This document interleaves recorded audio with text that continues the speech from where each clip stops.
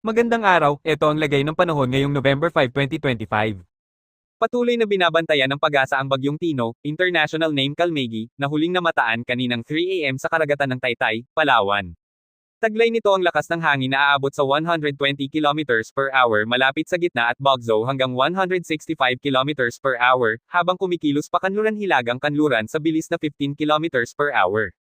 Umaga, bahagyang maulap hanggang mainit ang panahon, lalo na sa Luzon.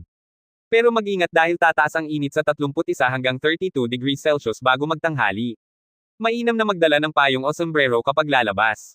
Hapon hanggang gabi, asahan ng malalakas na ulan at thunderstorms, lalo na sa mga bahagi ng Metro Manila, Calabarzon, Mimaropa, at Visayas dahil sa hanging dala ng bagyo. May nakataas ding moderate flood advisory sa ilang lugar ng Metro Manila hanggang mamayang hapon. Hangin at dagat, malalakas ang ihip ng hangin at mataas ang alon sa karagatan, kaya bawal munang pumalaot ang maliliit na bangka at fishing boats. UV index, mataas pa rin sa umaga, kaya iwasan ang direktang sikat ng araw mula 10 AM hanggang 2 PM. Paalala ng pag-asa, manatiling alerto sa mga posibleng pagbaha at pagguho ng lupa, lalo na sa mga mababang lugar at tabing ilog. Palaging makinig sa mga abiso ng lokal na Disaster Risk Reduction and Management Office.